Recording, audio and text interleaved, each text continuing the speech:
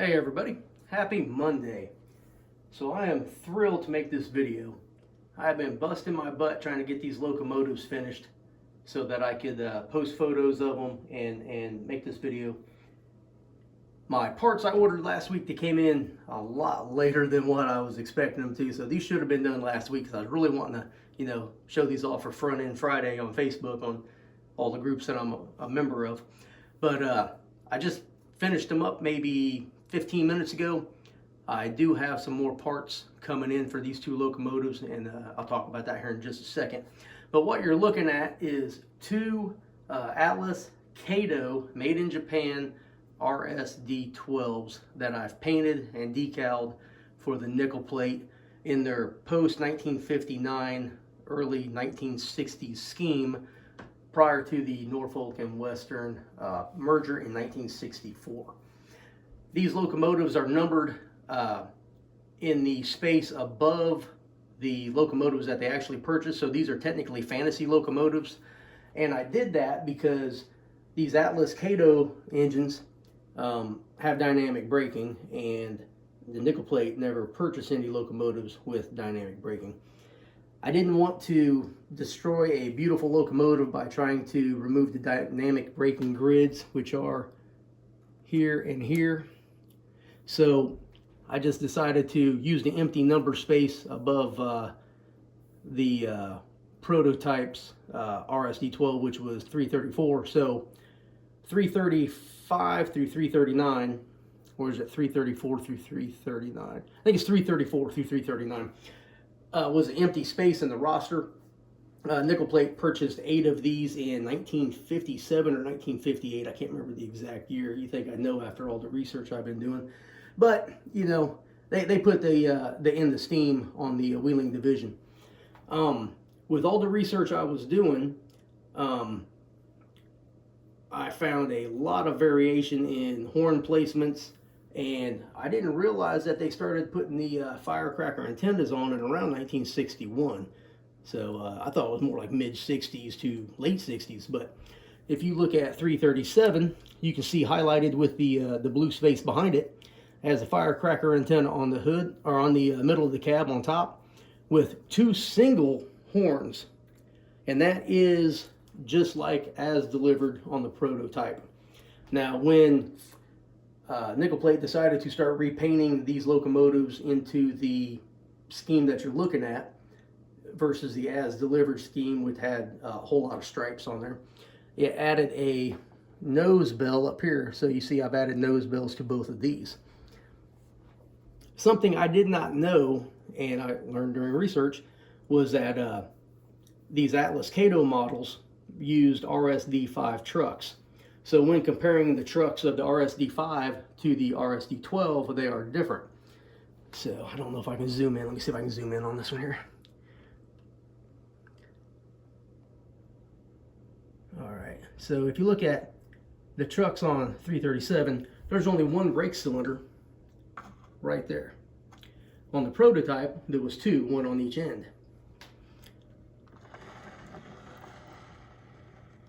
And there you go, you can see that. So these are 2 just brake cylinders that I found that come off of EMD out of my parts bin. I got on eBay and I found this guy in, I think he's in Tulsa, Oklahoma. I think it's called So Many Parts, and there's a couple of underscores in there. But if you need Atlas parts, that's the guy. So I found some RSD or some RS locomotive brake cylinders, and I ordered those, enough to do both these engines. And once those come in and I install them, I have 2 re-railers for each locomotive, 1 for each truck, one on one side, 1 on the other side. It doesn't really matter where you put them at because they seem to be all over the place depending on the locomotive. And I'll put those on, and then these will be finished. Well, 339 gets a TCS wow sound decoder tomorrow, so after that they'll all be finished, and I'll be pretty happy. Nickel plate also had these Mars lights on the front. Now these just came in the mail a little while ago. I had to paint them, file them down, and everything else. And I painted the headlight on there because I'm not going to drill holes and try to light them up. To me, that's just not necessary. And in the photos,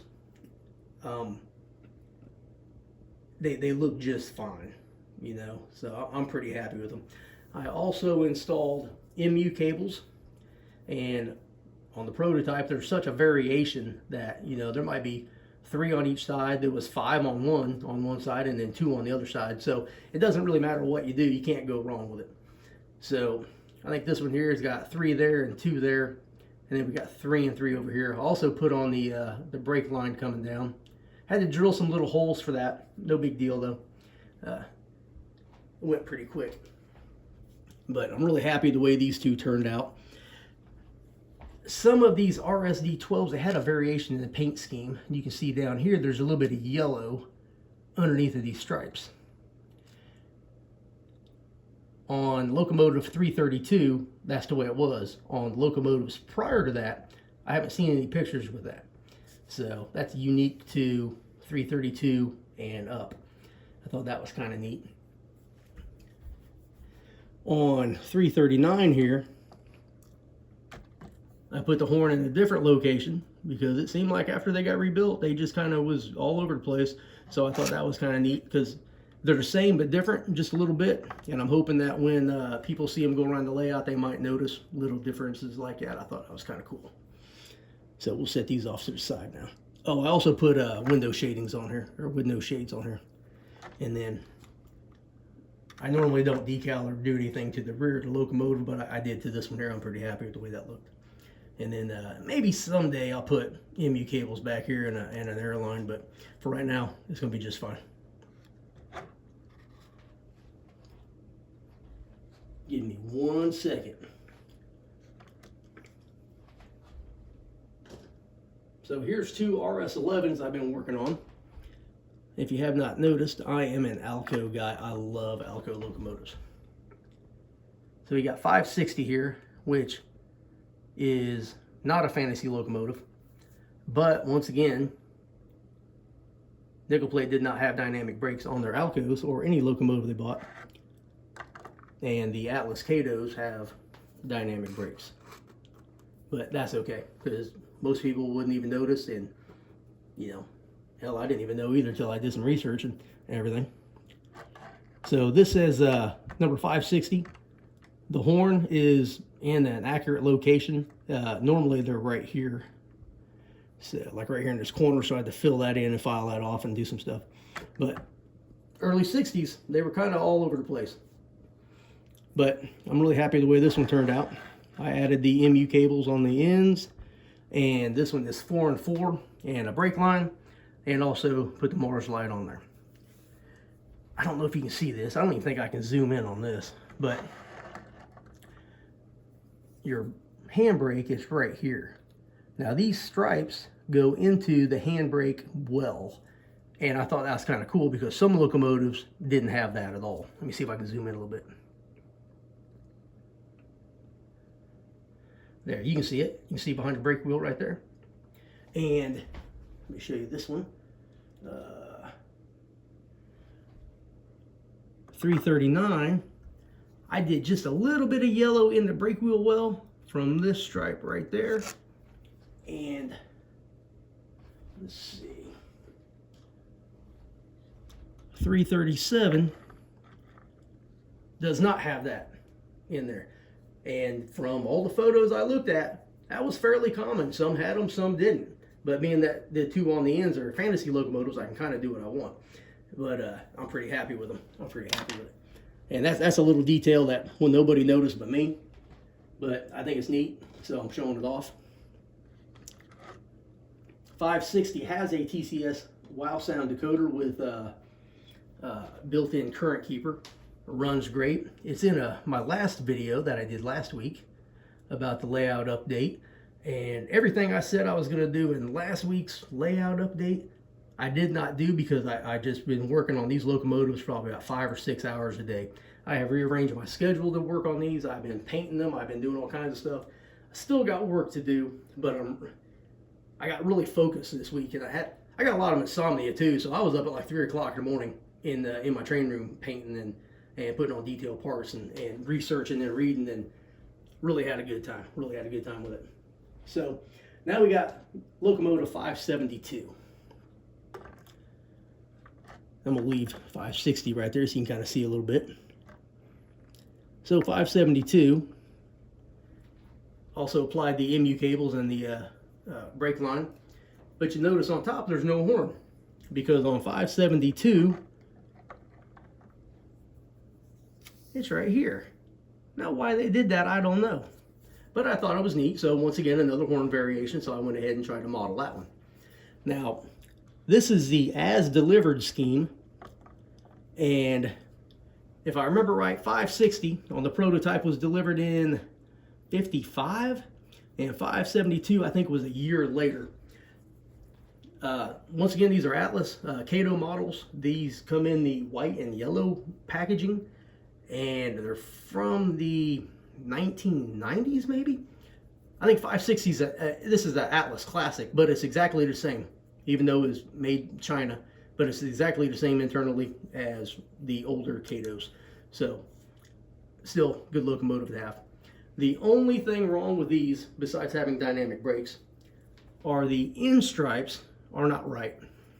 So on the prototype, this top stripe was up here. But once again, it's good enough. Nobody really notices but me. And once again, I did not notice until I was doing my research.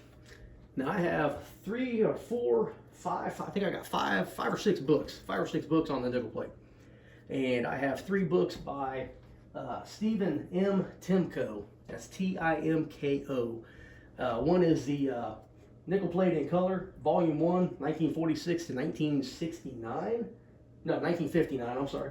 Volume 2 was 1960 to 1985, because after the N&W takeover, most of the locomotives that the nickel plate turned over to N&W were painted black and dispersed throughout the system, so it's just photographs of that. There's also Nickel Plate Power in Color from 1940 to 1964. And then there's a Nickel Plate Color Photography, the rail fan perspective, and that's Volume 3, and that's by Fred Cheney. And then I have the Nickel Plate Story, and I know I got something else in there, but either way. A lot of material to research, plus I use the Nickel Plate Historical Society archives. It's a plethora of information, and that's where we go to this next locomotive. So between this scheme and this paint scheme, there was an intermediate paint scheme. And you're like, intermediate paint scheme, really?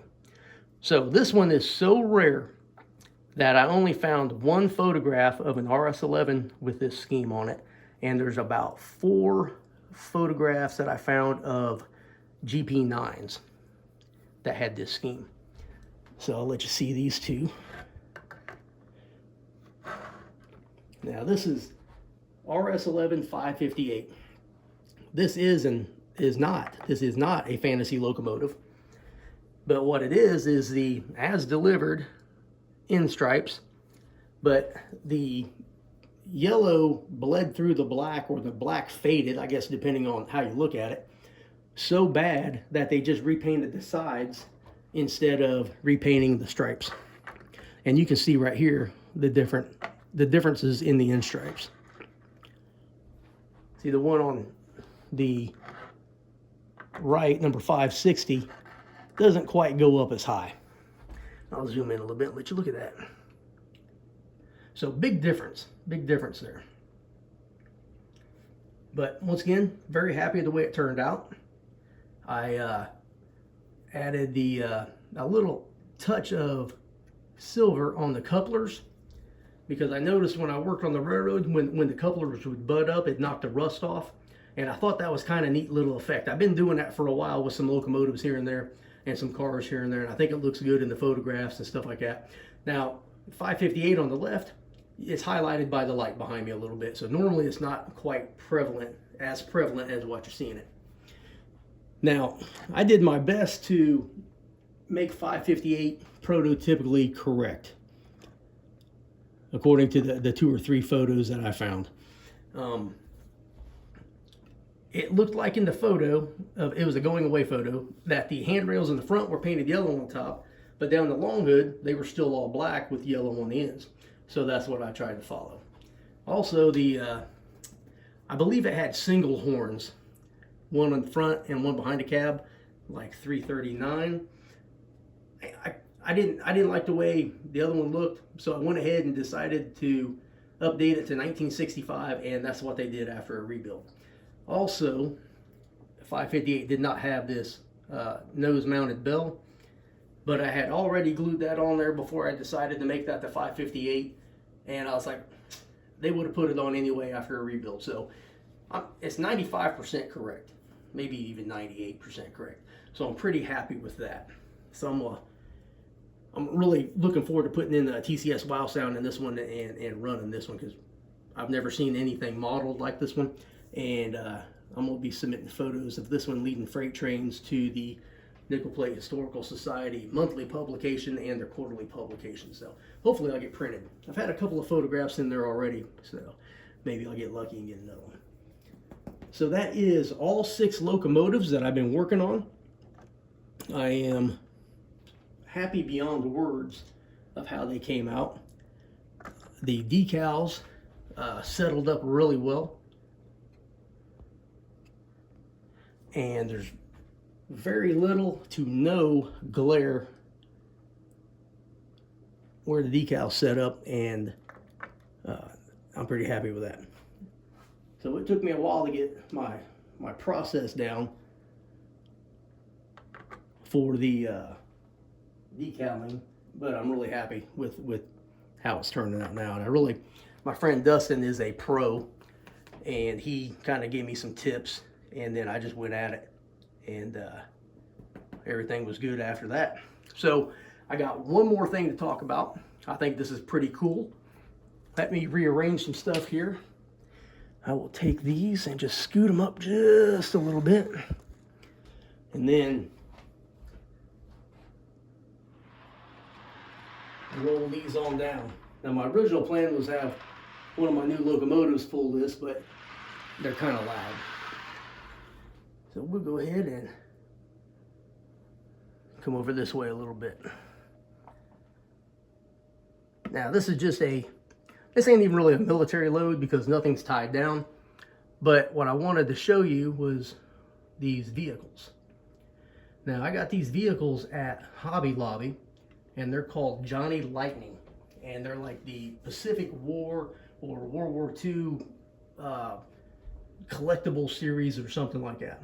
But these trucks are HO scale. Most of the other ones in the series are not HO scale. So these are running about $11 a piece, and if you find them on eBay, they're about $20 a piece. But I'm really happy with these. They look great. They're fairly heavy, so they sit on the car, they sit in place. You got half tracks, you got deuce and a half, you got a fuel truck, and they look pretty good. And they're all very, very close to the prototype. I actually found one of these at Tractor Supply. And the cool thing is they also come weathered. Now what you do is you take your thumbnail and you just run it over the tires, and it makes the tire black because they are rubber. Now if I was to put these on rail cars and ship them, I would take the guns off and take the tops off and, you know, secure them with wire, rope, and wood around the tires, because that's the way they did it back in World War II. And how do I know this? Because when I was in the Army, one of my jobs was rail load operations. So I supervised a lot of rail load operations, and I had to be trained on how to do it correctly. And we had a field manual that showed how to do it, and we actually had to do it in AIT. And it was a series of 2x4s and 2x6s and some tar paper built up into like an L with tar paper between the wood and the tire to keep from rubbing the tire, you know, all the way through and making them flat. And wire rope. We didn't have chains, and this was back in the early 90s, early 90s, late 89. I can't remember. I'm old as hell. But it's pretty cool. So when I decide to permanently load these on some cars, this anti-aircraft system will come off. We take the canvas off here and fold the windshield down, so all this would get folded down. This would have 2x4 and tar paper, and then this is about 20 tons, so there'd be about 4 pieces of wire rope coming off on both sides. So I think it'd be pretty cool. And then of course, you know, they have chalk blocks back here and then chalk blocks there. So I think one day this will be pretty cool when I load it up, but for now it's just sitting at the Army depot, and they use them for guard duty. Well, that's 20 minutes of me rambling on about my projects. I'm pretty happy about them. Oh, do you want to see my Fantasy SD40-2s painted nickel plate? Oh, you do? Hang on just a second. I got them right here. I'll show you these real quick, and then I'll let you go, because I know what's going on here. I get to talking, and I know my wife gets tired of it, so I'm sure y'all get tired of it too. I also have some, this was supposed to be all about the Alcos, but I don't know, sometimes I get going. Sorry about the shadow back here. What are you looking at anyway? Oh, you're looking at my park. A couple of Sherman tanks back here. All right, now these are all Atherton Blue Box dummies. I chose to work on these because they were cheap, and they were some of the first locomotives I ever custom painted and decaled. Nickel plate did not ever have SD40-2s because they came out in 1972. But I modeled my own railroad my own way, and in my timeline the nickel plate survived as part of a Van Swearington type arrangement with the Virginian Railway, the wheeling. And I hate to say this to Tony Coaster, but I'm thinking about taking over his Midland Railroad, his Midland Road, the Allegheny Midland. I talk to him every now and then. He sent me his diesel roster for his Alcos, and I'm thinking about modeling a couple of those. I have a plan to do a Virginian and Ohio set of RS11s, and I might do the Allegheny Midland C425s. I'm not quite sure yet.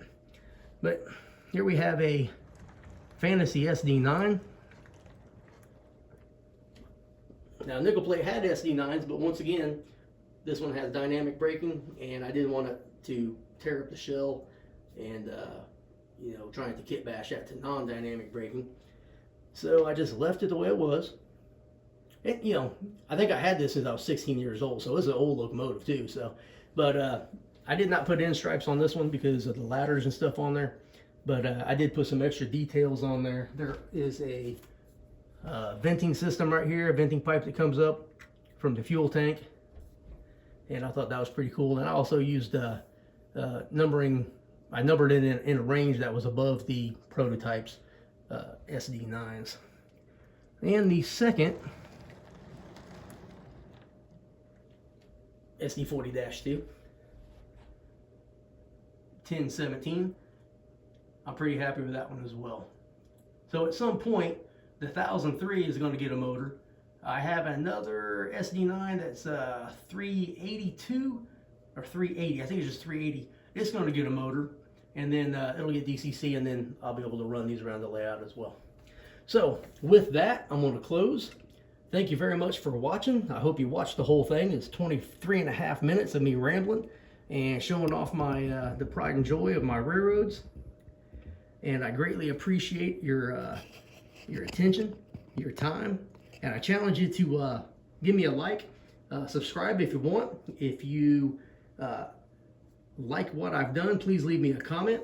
If you're a purist and you don't like what I've done, hey, leave me a comment. That's fine too. Hope you enjoyed it. If you like what I did, come back tomorrow. See what I did next.